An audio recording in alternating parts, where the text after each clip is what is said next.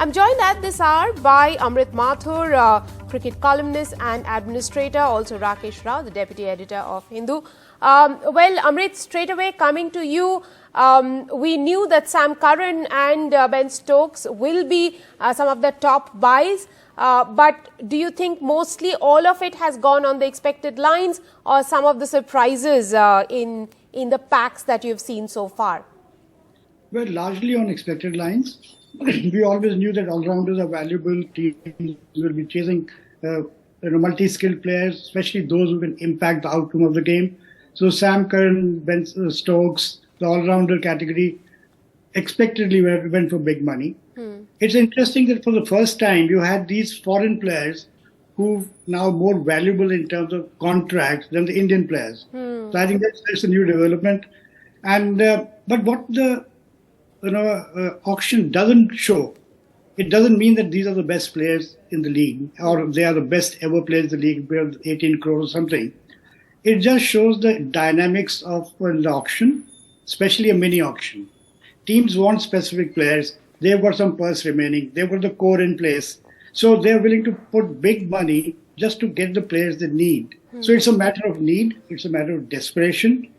But it's interesting that the players are getting this kind of money, and it'll be interesting to see how the Indian players later on, the domestic players, what is in store for them. The value for the Indian domestic players. Rakesh, let me come to you and ask you, what's the reason for English players headlining this auction? Is it their availability, or is it the brand of cricket that they're playing right now? Vika, I guess, see, the first and the most important thing for any franchisee is the availability of that individual. Once that was made clear, I think, we all knew that the all-rounders, as Amrit has already, he has already underlined the fact that how important it remains for the team to have all-rounders in the side. And all these guys, I mean, all of them all-rounders, getting that kind of, figures against their name.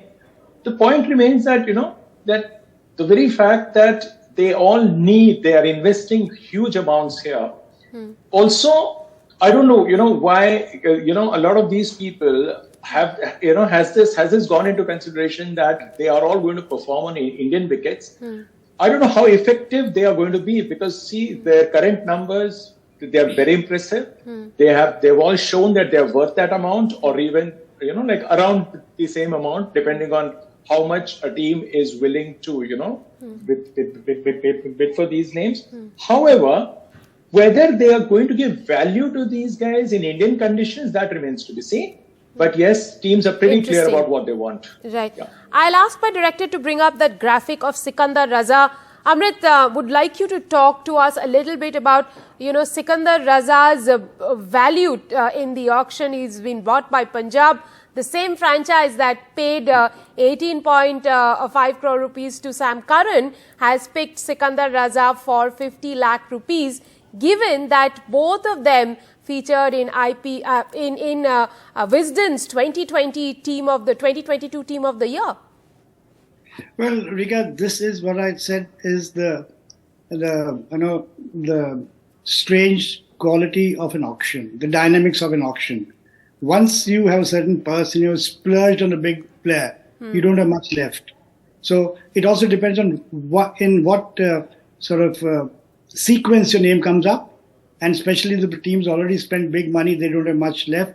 So it's not really you're not measuring the value of Sikandar Raza versus Sam Curran. It's not that the other guy is 30 times his value. It's just the dynamics of an auction. And interestingly, had the same players, say Sam Curran or Stokes, were available in the main auction, and the team is trying to build a squad of 25, a franchise, they wouldn't have got this money.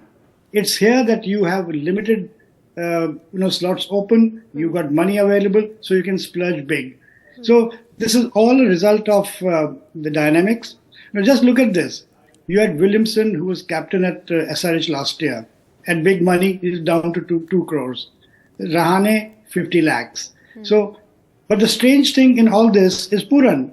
He was released by SRH after a very ordinary season, and he's gone for a huge amount of money. So there are certain things you can't explain in an auction. But by and large, performance counts. Your desperation and your need counts in terms of what your team needs at that particular time. Because, see, the core of most teams is already there. You're only filling gaps or making corrections. True. And you have money to meet those requirements. Interestingly, somebody like Sam Curran, who's gone for 18 crore, the highest ever in the IPL, compare his salary with this entire team salary in the Big Bash, in the CPL, in the South African League, in the Dubai League. Sam Curran's salary exceeds that of the entire team in these leagues. So that just shows how rich and how valuable the IPL is. Each team is spending 95 crores. Across 10 teams is 1,000 crores. That's a huge amount of money. So what a player can earn in maybe 4 weeks or 5 weeks is something he won't earn for a couple of years somewhere else. Rakesh, coming back to you with the same question, biggest surprise for you so far in the auction? I think the amount paid to, someone like, if I say Sam Curran, again, 18.5 is a huge, huge, huge amount. And the same boy, a couple of years ago, he turned out for Punjab. He was there. I mean, I remember in the first or the second game, he won the man of the match award after doing very, very, very well. I mean, that was the surprise element there. Thereafter, the following season, he got smashed out of shape. And then from CSK also, he didn't do anything earth-shaking there. Right. But here he is going by his current form and the value that people are, seeing in him. Still, I think that amount is, it really beats me. Because we have seen him how he can bowl in Indian conditions. He's not an unknown quantity. He's not an unknown but then quantity, again, at the same time, I'd just like to add here that a lot of these guys are getting pushed by the other franchisee just to make sure that the money gets exhausted, because these guys are desperate. Whether you need them as keenly or not, you are going to up that rate. You are going to keep bidding and just see whether they fall for it. So that is also one of the reasons where these numbers look really astronomical. And some of the franchises had come with specific plans, specific targets. Probably Lucknow would be a little disappointed not to have picked up Ben Stokes. Amrit, final question to you. Do you think that the magic mark of 20 crore rupees will be reached in this auction? It's not in this auction, but maybe in the next. But one quick point. People like Sam Curran, Ben Stokes, Pooran, they haven't really done well in the IPL in the past. But still, because of the dynamics of the auction, they've got the value today that they've got. Secondly, Cameron Green and Harry Brook have again got huge contracts. They have not played in India. They've been untested. They are not. We don't know how they'll do in Indian conditions, whether they'll be able to manage spin, etc. So that's a bit of a gamble. But Cameron Green has been good in UAE conditions, so we can expect.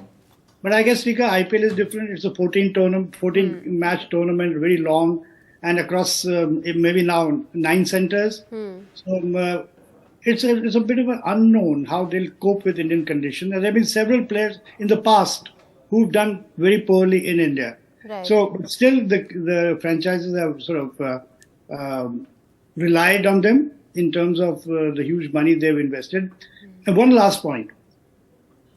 You pay money according to your need and your desperation. But frankly, in a 25-member squad where you've got 95 crores to build a team, nobody's worth more than 15, 16 crores. You're lucky that because of the auction and because of that, the way it goes, you get that money. But bottom line, nobody's worth that kind of money. Well, I think the biggest surprise for me so far has been Chennai going above 16 crore rupees. That's as much as they had paid to Deepak Chahar the last time around. Thank you very much, gentlemen, for joining me on the show at this hour.